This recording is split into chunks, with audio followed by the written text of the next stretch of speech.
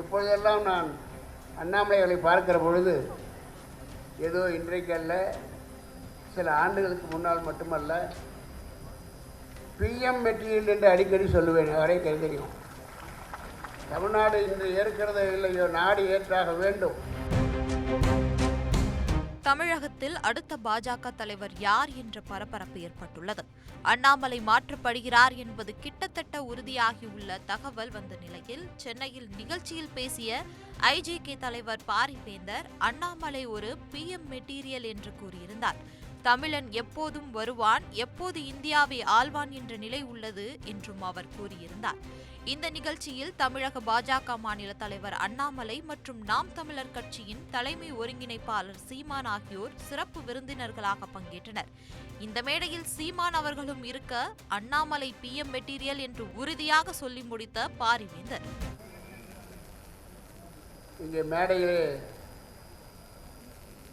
சிறப்பு விருந்தினராக அமர்ந்திருக்கிற என் அன்பு தம்பிகள் அண்ணாமலை அவர்கள், சீமான் அவர்கள்,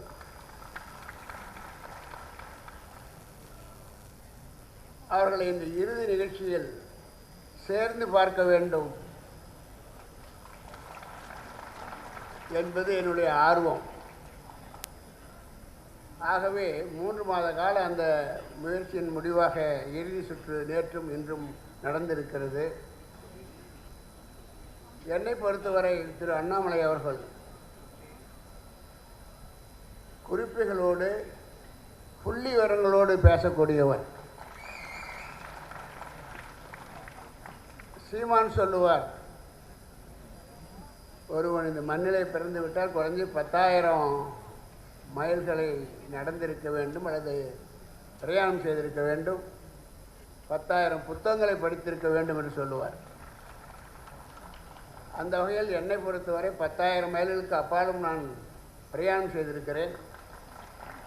ஆனால் 10,000 புத்தகங்களை படித்திருக்கிறேன் என்றால் நிச்சயமாக இல்லை. ஆனால் படித்ததாக உணர்கிறேன். காரணம், அண்ணாமலை அவர்கள் புள்ளி விவரத்தோடு சொல்லுவார், மணிக்கணக்கில் பேசுவார்.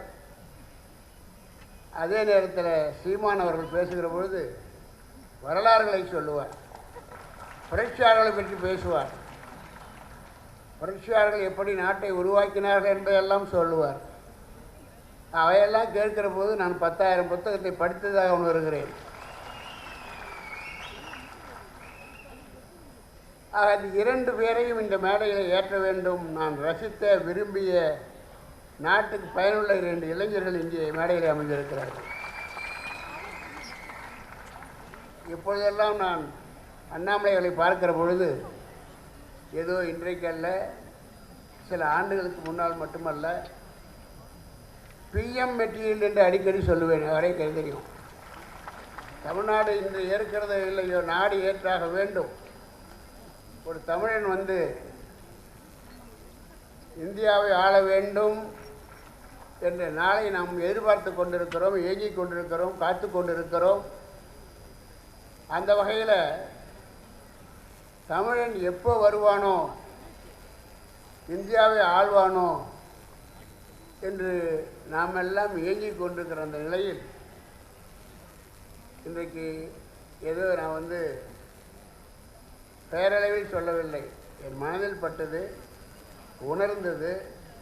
ஆகவே அவர்கள் டெல்லியில் பார்த்தாலும் சரி, என் இடங்களை பார்த்தாலும் அண்ணாமலை அவர்கள் பிஎம் மெட்டீரியல்